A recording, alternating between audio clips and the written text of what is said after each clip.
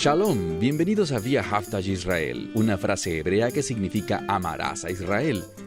Esperamos que se queden con nosotros durante los próximos 30 minutos, ya que nuestro maestro, el Dr. Baruch, nos compartirá una enseñanza expositiva de la Biblia. El Dr. Baruch es profesor titular del Instituto Zera Abraham con sede en Israel. Aunque todos los cursos del instituto se imparten en hebreo, el Dr. Baruch se complace en compartir este video semanal en inglés con doblaje al español. Para más información, por favor, visítenos en amarasaisrael.org. Aquí está Baruch y la lección de hoy.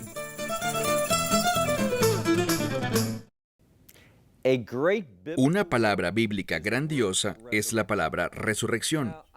Les he mencionado anteriormente que la resurrección desde un punto de vista judío, de acuerdo a los sabios, y vemos esto también reflejado en la Escritura, la resurrección se relaciona con el reino. La resurrección es una clase de transición de esta realidad hasta el reino. Así que cuando hablamos de la resurrección, debemos verla como victoria, debemos verla como poder de reino, autoridad de reino. Y eso es exactamente lo que nos revela el libro de Apocalipsis, donde lo dejamos la semana pasada. Dicho eso, tomen sus Biblias y vayan conmigo a Apocalipsis capítulo 11. La semana pasada nos enfocamos en estos dos testigos, quienes tenían el poder para cerrar los cielos, de modo que no lloviera, y para convertir el agua en sangre. Fuego saldría de sus bocas y Dios se aseguraría de que su testimonio, su profecía, su instrucción, que conduce al arrepentimiento, fuera escuchada por todos. Y cuando terminaron su profecía tras 42 meses, vemos algo muy importante. Vemos que ellos fueron derrotados por el enemigo. Ellos fueron vencidos por la muerte. Pero la muerte no es nuestro final. La muerte es una transición. La muerte es preparación para la resurrección. Mira conmigo, como les dije, en el libro de Apocalipsis, donde quedamos la semana pasada. El libro de Apocalipsis, capítulo 11, versículo 11. Leemos estas palabras. Y aconteció que después de 3 días y medio. Eso es significativo porque la última mitad de la semana 70 de Daniel dura 3 años y medio. Ahora estamos viendo un período de 3 días y medio. ¿Y qué sucede? Dice aquí. Y el Espíritu de vida de Dios entró en ellos. Lo que les sugeriría es esto. Todo su mensaje se trataba sobre arrepentimiento. Y el arrepentimiento engendra la vida. Veremos que estos dos testigos, ¿a quienes le hablaban? Bueno, de una forma muy cognitiva, su ministerio, su profecía, su testimonio era para Israel. Y la importancia de ello radica en que Dios, durante esos 3 años y medio, traerá vida a Israel. Y noten lo que vemos aquí. La terminología es muy importante.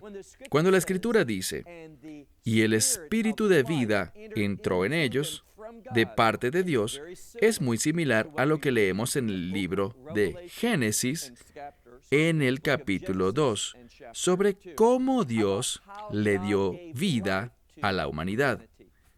Vemos algo similar a una segunda creación, una creación de reino en este pasaje de la Escritura. Bueno, avancemos a la segunda mitad del verso 11. Cuando este Espíritu de vida de Dios entró en ellos, leemos que se pusieron sobre sus pies y gran temor cayó sobre todos los que lo vieron.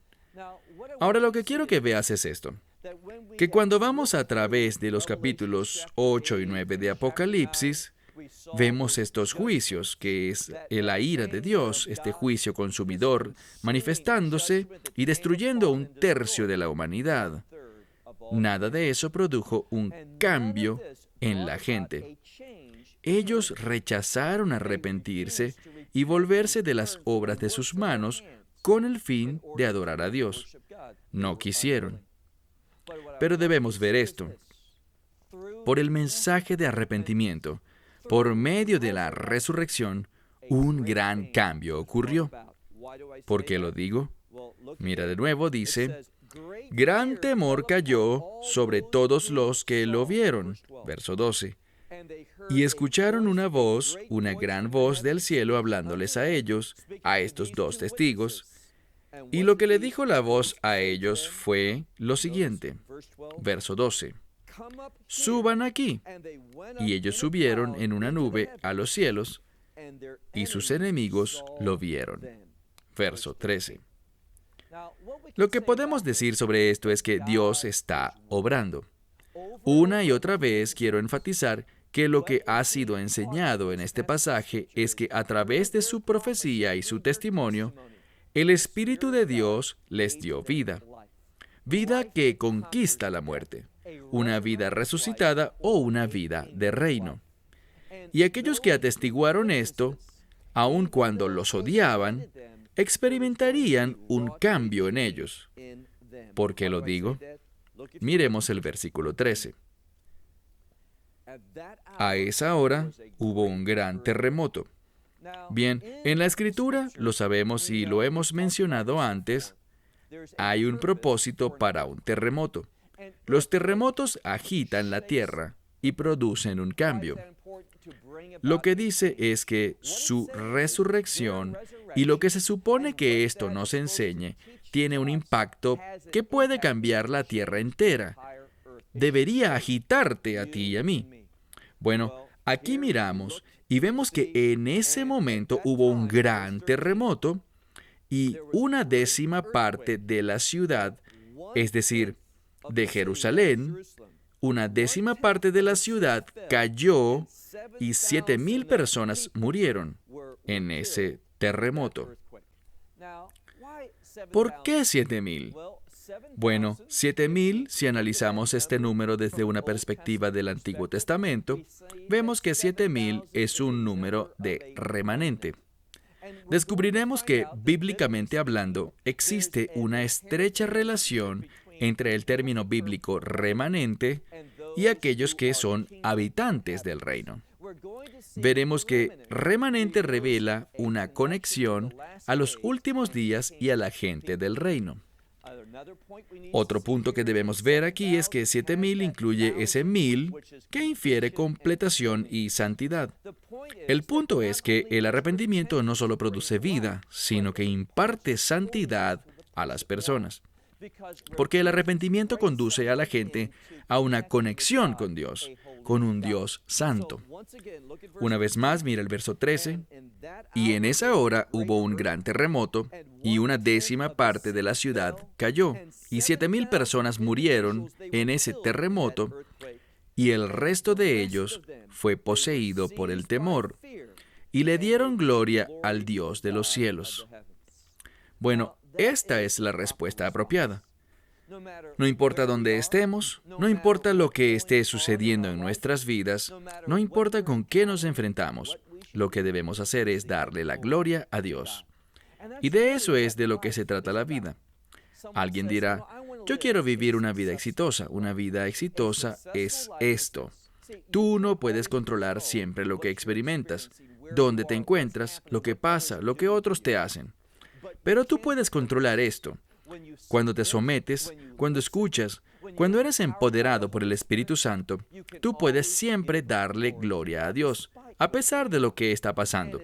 Y eso es lo que conquista todas las cosas. Eso es lo que derrota al enemigo. Mucho de lo que el enemigo está haciendo, lo que está causando, lo que él busca que ocurra en tu vida, tiene el fin de desanimarte, frustrarte, que te sientas derrotado y simplemente te rindas, que no tengas fuerza ni poder. Pero cuando nosotros somos determinados, cuando confiamos y descansamos y dependemos del Espíritu de Dios para darle la gloria a Dios, Él será fiel. Y verás que cuando uno le da la gloria a Dios, viene una sensación de ánimo, una sensación de empoderamiento, una sensación de contentamiento que se produce cuando le damos la gloria a Dios. ¿Por qué? Porque estarás cumpliendo el propósito para el cual Dios te creó. Y cuando damos gloria a Dios, nos acercamos más a experimentar una intimidad con Él. Así que miremos al final del verso 13, dice, y al resto de ellos, el temor se apoderó de ellos y le dieron gloria al Dios de los cielos. Bíblicamente hablando, recuerden que hay una conexión entre los cielos y el término reino. Entonces, aun cuando dice el Dios de los cielos, estamos hablando del Dios que establecerá su reino. ¿Por qué lo digo? Porque el trono de Dios, y recuerden cuán importante es este término en el libro de Apocalipsis, de lo que trata es del trono de Dios dejando el cielo y viniendo a la tierra. En eso consiste el establecimiento de su reino. Miremos el verso 14. Ahora encontramos el segundo ay ha pasado, y he aquí el tercer ay viene pronto. Entonces, hasta el momento hemos visto 6 juicios de trompetas, y ahora nos encontramos presenciando el séptimo. Hemos visto un primer ay, un segundo ay, y ahora un tercer ay está por suceder. Noten lo que dice la Escritura sobre el tercero. Y recuerden algo. El número 3 tiene un propósito en la Escritura. El número 3 se trata sobre revelar algo, documentar algo. Y veremos cómo el carácter, los atributos, la naturaleza, la voluntad de Dios está documentada en este tercer ay. Empecemos. Miren ahora el verso 15. Y el séptimo ángel tocó su trompeta, y acontecieron grandes voces o sonidos en el cielo, y dijeron: mirad, el reino del mundo ha pasado a ser de nuestro Señor y su Mesías. Entonces, ¿qué vemos aquí? Bueno, lo principal que hemos visto hasta ahora en nuestro estudio de la segunda mitad de Apocalipsis, capítulo 11, es un énfasis en el reino. ¿Por qué lo digo? Resurrección. Y ahora vemos por medio de este destello de la resurrección, vemos esa proclamación, y esta proclamación anticipa lo que ocurrirá. Es decir, esto anuncia lo que será el resultado del tercer ay. ¿Cuál será? Miremos de nuevo en la mitad del verso 15. Y he aquí que el reino del mundo ha pasado a ser de nuestro Señor y su Mesías, y Él reinará por siempre y siempre. Ahora, si eres sabio, te darás cuenta de cuán importante era este testimonio para aquellos 2 testigos. ¿Y de qué hablaron? Simplemente hablaban la verdad profética, y en eso se halla el gobierno de Dios. Sabemos que cuando estas cosas sucedan, no estarás allí si eres un creyente. El rapto ya habría ocurrido. Nosotros estaremos en los cielos esperando el establecimiento del reino. Entonces, ¿por qué necesitamos leer esto? ¿Qué debemos aprender? Principios. Aprendemos mucho sobre el carácter de Dios. Y lo que vemos en estos juicios y ayes es un aspecto del carácter de Dios que raramente es mencionado y enseñado entre el cuerpo de creyentes, que es rara vez mencionado y enseñado en el judaísmo. Nos da una imagen bíblica del Dios que gobernará sobre su creación. ¿Qué dice sobre Él? Que Él gobernará por siempre y para siempre. Déjame hacerte una pregunta. Él gobernará sobre toda su creación. Esa es una realidad futura. Es una promesa profética. La soberanía de Dios lo demanda y lo asegura. Aquí hay una pregunta que quiero hacerte. ¿Está este Dios gobernando sobre tu vida? Una de las cosas que el Mesías frecuentemente usaba cuando enseñaba sobre el reino de Dios, reiteradamente cuando quería revelar verdades bíblicas sobre el reino, usaba parábolas. Cuando escuchas esta palabra parábola, ¿qué viene a tu mente? Bueno, quizás pienses en una pequeña historia que nos ilustra una verdad, algún aspecto, atributo o lo que sea. Pero la palabra parábola es además la misma palabra que usualmente es traducida como proverbio, y sabemos que hay un libro de proverbios. Se llama Sefer Mishle en hebreo. Entonces, mashao es parábola en hebreo. Y esa palabra mashao es la misma palabra que encontramos bíblicamente y en hebreo moderno para gobierno.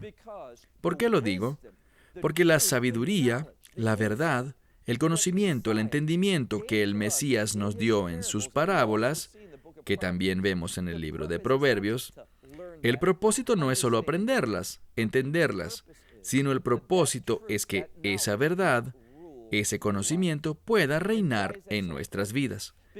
Esto es importante porque es únicamente cuando el Dios eterno gobierna sobre ti que tú tendrás acceso a todas sus bendiciones, para que las uses como un buen administrador de las cosas de Dios. Que sus atributos, su carácter, lleguen a convertirse en tu carácter. Entonces, por eso dice aquí, mira de nuevo, Él gobernará por siempre y siempre, verso 16. Y los 24 ancianos que se sientan delante de Dios sobre sus tronos, ellos tienen cada uno su propio trono. Dice aquí que ellos cayeron sobre sus rostros y adoraron a Dios. Ahora, hagamos una pausa. Nos hemos encontrado con estos 24 ancianos varias veces. Y si hacen un estudio solo de los ancianos, lo que encuentras con respecto a estos 24 ancianos es que, aunque ellos tenían sus tronos, que los vemos hacer con frecuencia, salen de sus tronos y caen sobre sus rostros en un gran ejemplo de humildad y adoran a Dios. Eso es lo que hacen estos ancianos y así es como vemos realmente si el gobierno de Dios está en nuestras vidas. ¿Somos rápidos para adorar a Dios? ¿Vemos su mover, vemos su actividad y somos movidos a adorarle? Eso es lo que están haciendo estos ancianos. Leamos de nuevo. Y cayeron sobre sus rostros y adoraron a Dios. Verso 17. Y dijeron, te damos gracias a ti, oh Dios, Señor de las huestes, quien eres y fuiste, y hay un cambio. No dice, ¿y quién será?, sino dice, ¿y quién vendrá? Esto es una anticipación al regreso del Mesías para establecer su reino. Ahora, mi pregunta es esta. Yo me pregunto, ¿cuántos de nosotros estamos realmente emocionados por el regreso del Mesías? ¿Cuántos de nosotros estamos realmente emocionados en cuanto al reino? Bien, antes de que digas, yo lo estoy, probablemente no lo estés. ¿Por qué lo digo? Bueno, ¿está tu vida reflejando un carácter de reino? Déjame decirlo con otras palabras. ¿Estás viviendo una vida digna de alabanza? Las decisiones que tomas, cómo administras tu vida, cómo ordenas las cosas, ¿refleja eso en realidad que tú crees que el reino está en el horizonte? ¿O inviertes más en el reino de este mundo, el cual desaparecerá? Tan frecuentemente invertimos y nos esforzamos por cosas que Dios sencillamente destruirá. Entonces, mire de nuevo el verso 17. Habla sobre aquel que es, que era y que vendrá. Porque Él se vestirá de poder, con un gran poder, y gobernará sobre toda creación. Verán, ahora tenemos el privilegio de someternos a su gobierno. Pero cuando venga de nuevo, recuerden lo que dice en el libro de Juan. En el libro de Juan dice, no he venido a juzgar a ningún hombre, pero vine para que tengan vida, tengan perdón, que puedan experimentar redención. Pero también necesitamos recordar esto. La Escritura dice, y todo juicio ha sido dado a Él. ¿Cuándo? A su regreso. Y si recuerdas, cuando vemos el Mesías en este primer capítulo del libro de Apocalipsis, luce muy diferente a cuando caminó en su humanidad. Cuando dejó el cielo, cuando se vació a sí mismo, como dice Pablo en el libro de Filipenses capítulo 2, y se vistió a sí mismo de humanidad, plenamente hombre, plenamente Dios. Lucía diferente, pero cuando regrese, Él vendrá con una apariencia profética. Él representará la santidad, el poder y el juicio del Dios Todopoderoso. Eso es lo que vemos en los primeros capítulos y eso es lo que la Escritura revela ahora. ¿Por qué lo digo? Porque dice aquí que se vistió a sí mismo con un gran poder para gobernar y noten el resultado en el versículo 18. Aquí está el problema. Las naciones, los gentiles. Esta palabra no tiene nada que ver con si tú eres judío o no. Esta palabra que se traduce como naciones gentiles, recuerden lo que aprendimos. En el Nuevo Testamento, la palabra gentil o nación tiene que ver con aquellos que no tienen una relación de pacto con Dios. Y con aquellos que han rechazado el pacto con Dios por el Mesías, ¿qué pasará? Dice, y las naciones se enfurecerán. Y esta palabra para enfurecer es una palabra intensa. Es una que representa casi estar fuera de control por lo airado que te encuentras. Y dice, porque tu ira ha venido para el tiempo de juzgar a los muertos y de pagar su salario a tus siervos, los profetas. Lo que dice aquí es esto, que Dios vendrá y le va a pagar a la humanidad. No te pierdas esto. Es un principio muy importante. Él va a pagar su salario a los profetas santos que temen tu nombre, tanto a los pequeños como a los grandes. Y Él va a destruir a aquellos que tienen, como lo diríamos, las impurezas de este mundo. Entonces, lo que encontramos aquí es que Dios se moverá. Él juzgará. Él vendrá a través del Mesías para traer su salario, la paga que Él promete. Avancemos al verso 19. Estamos hablando del juicio de Dios y noten lo que vemos descrito aquí en el verso 19. Y Él abrió el santuario de Dios. Yo digo santuario, aunque algunas Biblias dirán aquí templo, pero es la palabra para este santuario interior. Es casi como el arca del pacto. Véanlo. Sigamos leyendo. Porque dice aquí, y Él abrió el santuario en el cielo, y vi el arca de su pacto en este santuario. Y quizás, si no vienes de un trasfondo judío, puede que no recuerdes o sepas a qué se está refiriendo. Cuando hablamos sobre el arca en el judaísmo, hablamos del arca que en el Antiguo Testamento contenía los 10 mandamientos, esas tablas, en su interior. Pero desde una perspectiva judía actual, cuando hablamos del arca de Dios, hablamos de algo que se encuentra en la sinagoga. Verás, la sinagoga está diseñada para que podamos recordar los lugares celestiales, el gobierno de Dios. Y de lo que habla cuando abres el arca de Dios en una sinagoga, lo que ves es la Torá. Y la Torá es juicio. Y es lo que vemos aquí. Hay un juicio, y el juicio debe ser considerado de dos maneras. Hay un juicio en el sentido de condenación, pero hay también un juicio en el sentido de reivindicación. Y eso es lo que sucede aquí. Está juzgando a unos con condenación a quienes lo rechazaron y está reivindicando a sus santos profetas. Ese es el punto que se está haciendo. Mira de nuevo en el verso 19. Y el santuario de Dios se abrió en los cielos, y el arca del pacto fue vista en el santuario. Y acontecieron ¿qué? Relámpagos, sonidos, truenos, terremotos y un fuerte granizo. ¿De qué se trata toda esta descripción? Bueno, lo estudiamos hace algunas semanas. Cuando vemos estas palabras juntas, vemos un fuerte recordatorio del monte Sinaí. Y cuando piensas en el monte Sinaí, ¿qué viene a tu mente? Bueno, los 10 mandamientos está bien, la Torá está bien, pero desde un punto de vista muy simplista, cuando vemos la Escritura y vemos el monte Sinaí, deberíamos pensar en dos cosas. La primera es cambio. Más que cualquier otra cosa, Dios quería traer sobre su pueblo en el monte Sinaí una nueva experiencia, un cambio celestial, un cambio de Dios sobre ellos.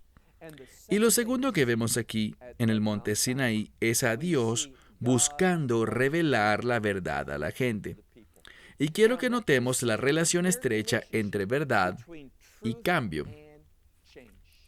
¿Saben? La palabra que aparece aquí, y lo hemos dicho antes, pero vale la pena repasarlo. La palabra en el libro de Éxodo 20, cuando Dios habla sobre el cambio que quiere traer sobre la gente, es la palabra que está hecha de dos palabras hebreas. La primera es Nisayon, que significa una experiencia, y la segunda es Nes. Es parte de esa primera palabra que significa aquello que es milagroso. Lo que Dios quería hacer en el monte Sinaí era traer un cambio milagroso sobre su gente, para que ellos reflejaran el reino, para que ellos impartieran a la gente el carácter del reino que es visto en sus leyes, estatutos y mandamientos. Y me dirás, ¿qué tiene que ver la ley con el reino de Dios? Bueno, si conoces algo sobre el reino milenial, el Mesías gobernará desde Jerusalén y está ese famoso pasaje que dice que la ley saldrá de Sión y la palabra del Señor de Jerusalén. El carácter del reino de Dios que el Mesías Yeshua gobernará por 1000 años es visto en la santidad, la justicia que está en los estatutos, las leyes, los mandamientos de Dios. Esto puede resultar una sorpresa para algunos de ustedes, pero lo veremos de una manera innegable, sin la menor duda, cuando entremos en un segmento más adelante, en Apocalipsis capítulo 20, y miremos más de cerca el reino milenial. Pero en este momento, en Apocalipsis 11, estamos anunciando un cambio. ¿Y qué producirá ese cambio? ¿Qué tiene que suceder para que ese cambio ocurra? Muy simple. Israel deberá ponerse a cuentas con Dios, y por tanto no debería sorprendernos cuando veamos en el siguiente capítulo, Apocalipsis capítulo 12, el cual se trata de nosotros obteniendo el entendimiento adecuado sobre la nación y el pueblo de Israel. Bueno, una vez más se me terminó el tiempo. Hasta la próxima semana cuando continuaremos en Apocalipsis capítulo 12. Esperamos que te hayas beneficiado del mensaje de hoy y lo compartas con otros. Por favor, haz planes para unirte a nosotros cada semana en este momento y en este canal para otra transmisión de amarazaisrael.org.